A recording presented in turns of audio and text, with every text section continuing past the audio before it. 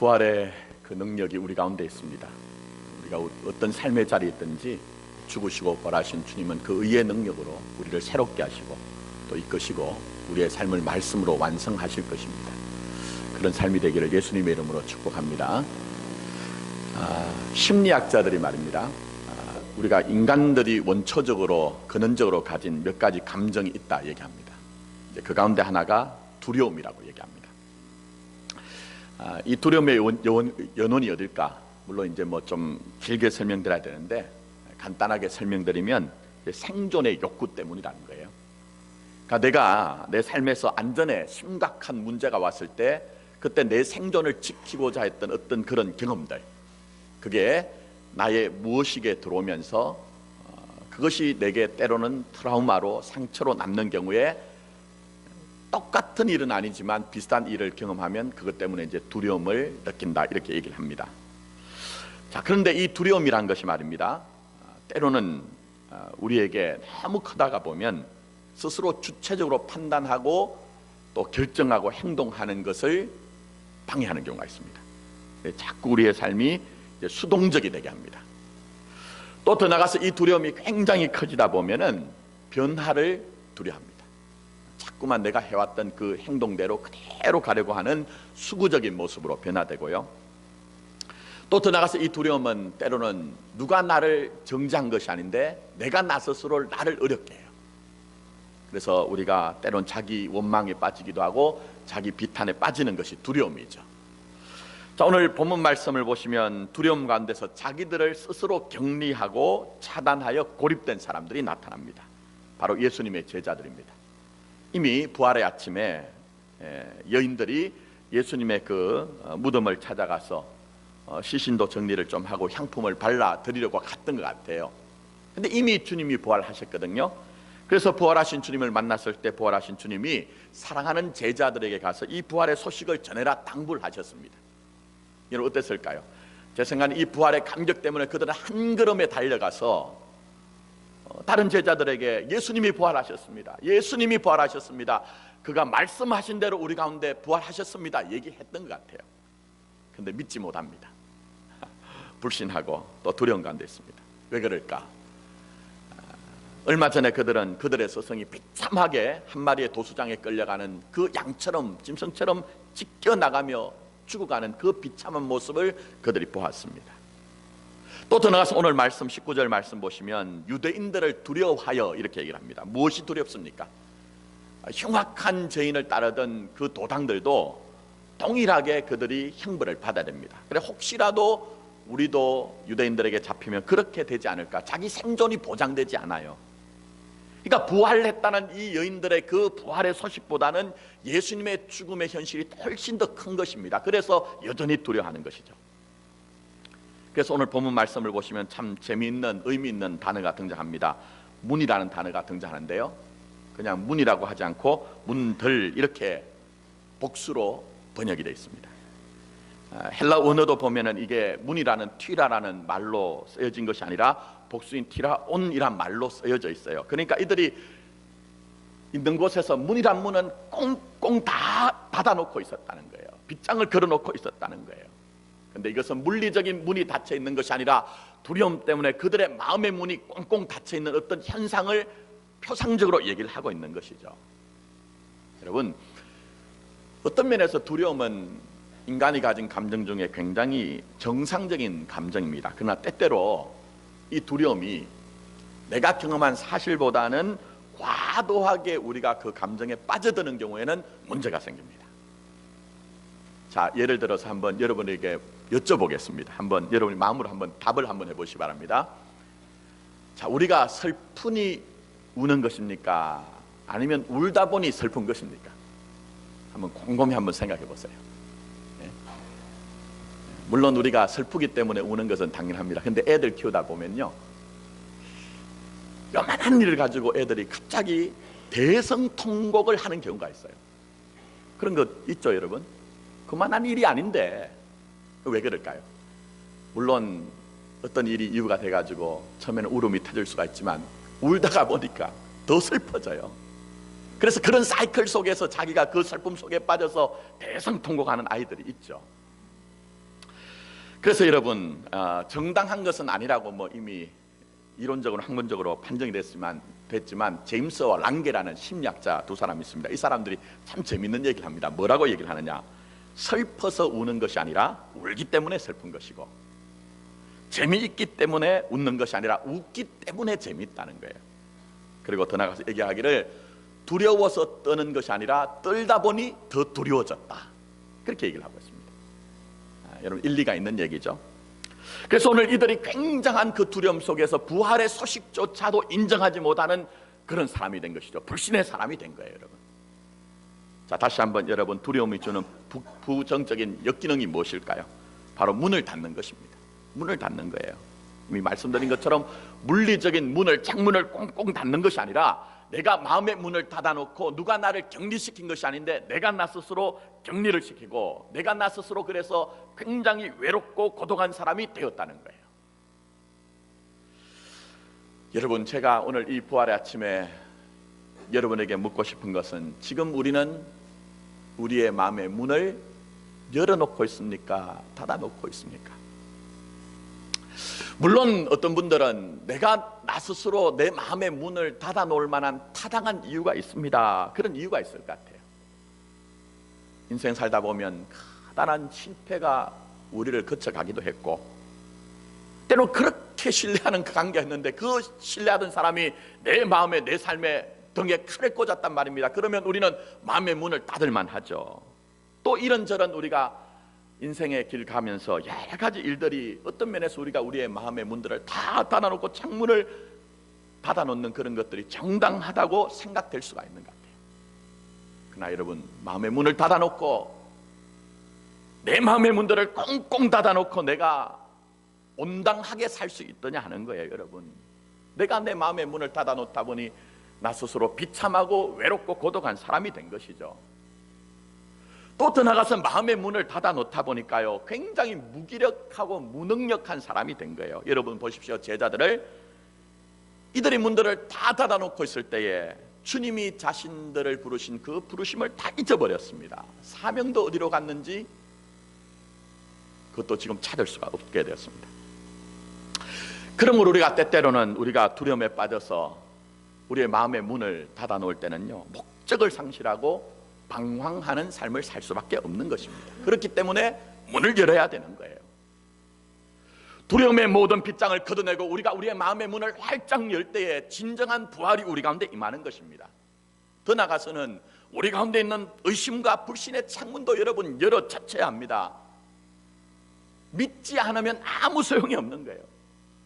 불신하는 곳에는 내 지식도 소용없고 내 경험도 소용없고 심지어 여러분이 지금까지 믿어오던 그 신앙도 아무 소용이 없는 것입니다. 그래서 우리 주님께서 도마에게 29절 말씀에 너는 나를 본고로 믿느냐, 보지 못하고 믿는 자들이 복이 있다, 그렇게 말씀하셨어요. 여러분 보십시오. 우리의 삶의 자리를 보시고 또 우리가 지금도 거쳐나가는 우리의 그런 고통들을 한번 잘 보세요. 여러분, 그 고통의 많은 원인들이 다른 것 아니잖아요. 믿지 못하기 때문에, 신뢰하지 못하기 때문에. 근데 잘 보시면 문제는 불신하게 하는 사람도 문제이지만 그 불신하는 나도 문제라는 거예요. 조금만 더 찬찬히 사실이 무엇이고 진실이 무엇인지 알아봤더라면 우리는 절대로 불신의 사람이 될 수가 없는데 내가 분별하지 못했다는 거예요. 여러분, 그러므로 이 시간 우리가 우리의 마음속에 있는 두려움의 문도 활짝 열고 불신과 의심의 창문을 열고 진정한 부활이 여러분의 삶에 임하기를 예수님의 이름으로 축복합니다. 놀라운 것이 있습니다. 그런데 그것은 무엇입니까? 바로 우리의 희망은 우리 안에 있지 않다는 겁니다. 오늘 여전히 이렇게 두려워하고 여전히 이렇게 불신하고 의심하는 제자들, 그 제자들에게 주님은 함께 하신다고 말씀하시고 우리에게도 함께 하시는 분이 주님인 것입니다. 여러분 보시면 이 제자들은 자기 스스로 자기의 문제를 해결할 능력이 없어요. 그럼 한번 생각해 보세요. 누군가 여러분에게 와서 김 집사님, 이 집사님, 최 집사님, 두려워하지 마세요, 평화하세요, 평안하세요, 그런다고 해서 내 마음이 그 두려움으로부터 불신으로부터 빠져나올 수 있더냐 하는 거예요. 여러분, 우리는 가끔 우리의 인생이, 우리의 마음이 내 주인인 것처럼 생각합니다. 그러나 여러분 정말 진실하게 여러분의 삶에 직면해 보시면 내가 그 작은 마음 하나도 어찌할 수 없는 것이 내 모습이더라고요, 여러분. 근데 보시면 오늘 주님은 그렇게 여전히 두려워하고, 그렇게 여전히 불신하고 의심하는 이 제자들, 못난 제자를 직접 찾아오셨어요. 제자들 가운데 어느 한 사람이 주님 앞에 가서, 주님 우리를 좀 찾아와 주십시오, 찾아오셔서 우리의 문제를 해결해 주십시오, 제가 마음의 문을 열어놓겠습니다, 이렇게 얘기한 제자가 아무도 없습니다. 근데 우리 주님이 그들 가운데 오셔서 그들의 중심에 우뚝 서시고 그들의 삶에 간입하시면서 부활의 능력이 무엇인지를 알게 하시는 분이 우리 주님인 것입니다. 사랑하는 성도 여러분, 우리 기독교 신앙은 이게 바로 본질이에요, 여러분. 우리가 하나님의 은혜를 받았다 할 때 그 은혜를 받았다는 것은 그냥 단순히 목사의 말 한마디에 그냥 감동받고 그것을 은혜 받았다는 것이 그런 은혜가 아니라, 사실은 은혜의 본질은 내가 찾지도 않았는데 주님이 나를 찾아오신 것이고, 나는 여전히 두려움과 불신과 의심 가운데 있는데 주님이 나를 기억하시고 나를 찾으신다는 그 사실이 은혜의 본질인 것입니다. 여러분, 교회와 성도는 바로 이 부활하신 주님의 은혜가 있는 곳이 교회요, 바로 이 은혜가 적용되는 것이 신자의 삶인 것입니다, 여러분. 그래서 구약에 보시면 인생의 저 끝자락까지 내려간 사람이 있어요. 우리말로는 자포자기를 할 만한 그런 상을 만났던 사람이 있습니다. 바로 다윗입니다. 그래서 구약에서 사실은 부활의 능력이 무엇인지를 알았던 사람이 다윗인데요, 이 다윗이 그렇게 집요하신 그 하나님의 사랑, 내가 나를 사실은 좀 포기하고 싶은 그런 마음이 들 때도 나를 여전히 찾아오시고 나를 지키시고 나를 돌보시는 그 하나님의 사랑을 경험하고 난 이후에 그는 시를, 노래를 불렀던 그것이 있습니다. 여러분 한번 잘 들어보십시오. 시편 139편 7절부터 10절까지 이 다윗은 이렇게 노래를 합니다. 내가 주의 영을 떠나 어디로 가며 주의 앞에서 어디로 피하리까? 내가 저 하늘에 올라갈지라도 거기 계시며 서울에 내 자리를 펼지라도 거기 계시나이다. 내가 새벽 날개를 치며 바다 끝에 가서 거주할지라도 거기서도 주의 손이 나를 인도하시며 주의 오른손이 나를 붙드시리라. 할렐루야. 이게 바로 부활의 능력이에요, 여러분. 사랑하는 성도 여러분, 나를 찾아오시는 그 주님의 사랑을 여러분이 경험하길 원합니다.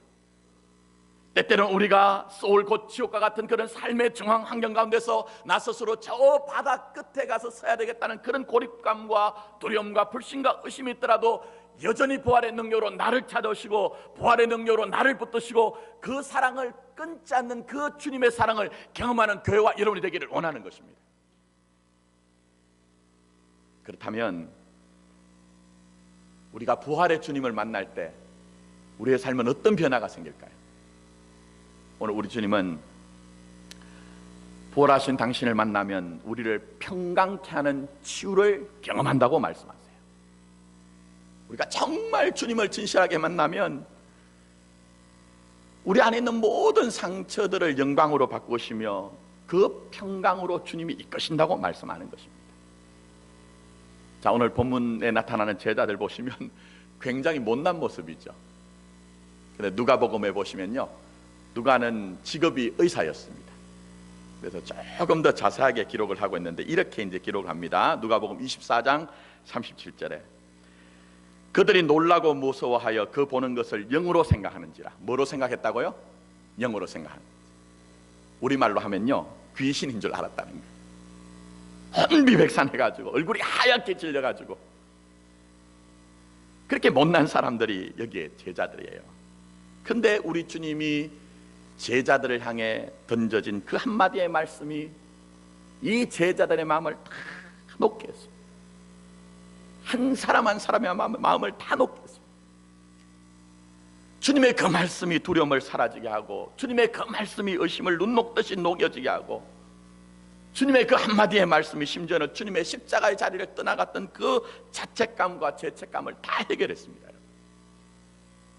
그 주님의 말씀이 무엇입니까? 그 주님의 말씀이 여러분 무엇입니까? 오늘 말씀을 보시면 너희에게 무엇이 있을지어다? 평강이 있을지어다. 너희에게 평강이 있을지어다. 근데 말씀을 보시면 혹 이들이 믿지 못할까 염려를 하셨던 것 같아요. 그래서 20절 말씀 보시면 우리 주님께서 못자국 난 그 상흔을 보여주시면서 다시 한번 21절에 너희에게 평강이 있을지어다 그렇게 말씀하세요. 근데 애석하게 무슨 일인지는 몰라도 그 자리에 없었던 도마가 있었습니다. 그래서 부활하신 주님을 전부 다른 제자들은 감격 속에서 우리가 부활하신 주님을 만났다고 그렇게 얘기하는데 이 도마만은 그의 말씀을 그 후에 사건을 보시면 이런 얘기를 합니다. 내가 그의 손에 못자국을 보며 내 손가락을 그 못자국에 넣으며 내 손을 그 옆구리에 넣어보지 않고는 믿지 못하겠다고 얘기를 합니다. 근데 여러분 어떻게 우리 주님이 하십니까? 그 의심하고 불신하는 도마를 만났습니다. 만나주셔서 하시는 말씀이 얘야 네 손가락을 이리로 내밀어서 내 손을 보고 내 손을 내밀어서 내 옆구리에 넣어보라. 그리하여 믿음 없는 자가 되지 말고 믿는 자가 되라고 말씀하세요. 그리고 난 후에 우리 주님이 동일하게 너희에게 무엇이 있을지어다? 평강이 있을지어다 말씀합니다. 저는 부활하신 주님이 주시는 이런 평강이 우리 교회와 여러분의 삶에 가득하기를 원합니다. 근데 중요한 것은 왜 주님께서 이 제자들에게 말씀만 하시면 되는데 말씀 한마디로 모든 우주 만물을 다 창조하신 우리 주님인데 말씀만 하시면 되는데 굳이 그 손과 발과 옆구리의 상흔을 만지게 하고 넣어보라고 말씀하신 것일까요, 여러분? 물론 부활의 확실성을 확정하기 위해서 그런 의미가 있을 것입니다. 그러나 더 중요한 의미가 있습니다. 그것은 바로 주님의 십자가의 그 상흔을 살펴보며 만져보며 그들의 마음의 상처를 치유하고 계신 거예요, 여러분. 그렇게 호언장담하면서 내가 내 목이라도 내놓고 끝까지 주님을 따르겠다고 했던 그 제자들, 그러나 그 십자가의 죽음 앞에서는 자기의 생존이 너무나 중요했기 때문에 주님을 부인했던 그 사람들의 모습, 그래서 이제는 부르신 그 부르심이 무엇인지도 알지 못하고 주님의 제자라는 그 자긍심조차도 다 놓쳐버린 그 사람들이 주님의 그 상처를 만지면서 그들 안에 있는 상처를 주님이 보듬어 내시면서 그들을 치유하고 계시는 것입니다. 여러분, 이게 감각적으로 안 와닿으세요? 여러분 주위에 인간관계 맺어 가시는 분들 한번 잘 보세요. 정말 마음으로 위로가 되는 사람이 어떤 사람이에요? 여러분 그때 어떤 분이 굉장히 탁월하신 분이 계세요. 정말 무결점, 어떤 일을 하든지 너무너무 잘 해내요. 그리고 그분이 내가 참 힘든데 와가지고 정답 같은 얘기만 하신다 그러면 여러분 위로가 됩니까? 고개는 끄덕일지 모르지만 위로는 안 돼요. 저는 제 친구들이 대부분 이제 목회를 합니다. 사역자들인데 목회자들도 자기 성격대로 살아가거든요. 내 친구들끼리 모이면요 늘 훈수를 두는 친구들이 있어요. 훈수를. 근데 별반 위로가 안 됩니다, 여러분. 목사이지만 저도. 근데 때로는요 정말 위로가 되는 친구는요 내 아픔을 알고 내 힘듦을 알고 김 목사 나도 목회하다 보니까 이런 실수도 있고 이런 아픔도 있네. 나도 다 알고 있으니까 나도 자네를 위해서 기도할 테니까 우리 함께 기도하세요. 함께 기도하세요. 이렇게 손잡아주는 친구가 진짜 위로가 된다는 거예요. 여러분 보세요. 평강하라고 평강해지더니 하는 거예요. 그러니 주님께서 여기에 상처를 다 드러내십니다. 만지라고 확인하라고 말씀합니다. 이 제자들이 오늘 주님의 그 손과 발과 옆구리의 그 상처 고난의 흔적을 만지면서 이 상처를 통해서 죽음을 넘어선 주님의 사랑을 확인하는 것입니다, 여러분. 이 흔적을 만지면서 이들은 그 깊은 사랑 가운데 아직도 여전히 이렇게 두려워하고 이렇게 불신한 나를 사랑하는 주님의 사랑을 다시 한번 그들의 마음에 새기는 것입니다. 주님이 그 두 손과 두 발 옆구리에 그 큰 상처는 무슨 큰 죄를 지어서가 아니라 나를 사랑하였기 때문에, 사랑으로 말미암은 상처이기 때문에, 그 몸에 난 상처 때문에 그들은 그들의 죄책감이 전부 주님의 용서를 경험하는 그런 거룩한 시간이 된 것입니다. 심지어는 내 생존, 내 안전의 두려움 때문에 문을 걸어 잠그고 주님이 부활하셨다는 소식조차도 인정하지 못하는 그들에게 이 상처는 결국 사망한 너의 승리하는 것이 어디느냐, 너의 쏘는 것이 어디느냐, 그 부활을 그들에게 확정하는 희망의 근거가 되었던 것입니다. 여러분, 사랑하는 성도 여러분, 부활하신 주님 우리에게도 동일하게 지금도 여전히 얘들아 내 손을 봐라, 못 박힌 내 발을 봐라, 창으로 찔려진 내 옆구리를 바라고 말씀하고 계십니다. 우리 중에 어느 누가 광야 같은 인생을 살아가면서 마음에 상처가 없는 분이 누가 있을까요? 때로 우리는 두려워하기도 했으며, 때로는 믿음이 없는 불신 가운데 방황하기도 했으며, 때로는 바른 것이 무엇인지 잘 알지 못해서 썩기도 했던 것이 우리의 모습이었습니다. 그러나 부활하신 주님은 여전히 우리 교회를 향해, 여러분 향해 손과 발과 옆구리에 새겨진 상처를 통해 여러분을 만나고 계십니다. 여러분의 아픔과 여러분의 상실과 여러분의 눈물과 여러분의 두려움과 여러분의 불신의 모든 것들을 안아주시고 우리에게 주님의 영광이 무엇인지를 알게 하시는 분이 우리 주님의 사랑인 것입니다. 그러므로 이제 우리가 사람을 보자는 것 아닙니다. 이 목사를 보자는 것도 아니요, 내 곁에 있는 장로님, 권사님, 집사님, 성도님을 보자는 것이 아니라 궁극적으로는 십자가에 죽으시고 부활하시고 여전히 그 손을 내미시고 그 발을 내미시고 그 옆구리의 상처를 보여주시면서 내가 너의 상처의 모든 것들을 안다, 얘야 나에게 오라고 말씀하시는 그 주님을 바라보고 그 주님의 영광 가운데로 나가야 되는 것입니다. 사랑하는 성도 여러분, 이게 바로 단순하지만 신앙 승리의 비결이 그게 있는 것입니다. 이제 말씀을 했습니다. 특별히 오늘은 부활주일이며 주님의 살과 피를 기념하는 성찬례가 있습니다. 굉장히 중요한 신학적인 의미가 있습니다. 교회와 성도의 인생은 이 십자가의 죽으심과 부활 그 사이에 있습니다. 무슨 얘기냐? 여러분, 우리가 우리의 삶에 때때로 경험하는 죽음과 같은 두려움, 죽음과 같은 불신, 죽음과 같은 절망의 이유도 궁극적으로 실패가 될 수 없는 것은 우리의 인생이 이미 부활이 확정되어 있기 때문이라는 것입니다. 사랑하는 성도 여러분, 우리 주님은 여전히 여러분에게 부활의 능력으로 함께 하십니다. 이 부활의 능력이 무엇인지를 알아가는 우리 교회가 여러분 되기를 원합니다. 우리 주님의 부활하심은 그 십자가의 죽음이라는 것을 통과할 때에 오히려 그 죽음이 부활하신 주님이 우리의 주와 그리스도가 되신다는 사실을 확증하고 증거한 것처럼 우리 지금까지 살아오면서 오랜 세월 속에 우리의 몸과 마음에 새겨진 그 삶의 흔적의 상처들은 오히려 부활하신 주님 앞에 나갈 때에 사도 바울이 고백한 것처럼 내 몸에 예수의 흔적을 가졌다고 고백할 수 있는 이유와 능력이 될 것입니다. 우리 주님이 오늘도 우리에게 말씀합니다.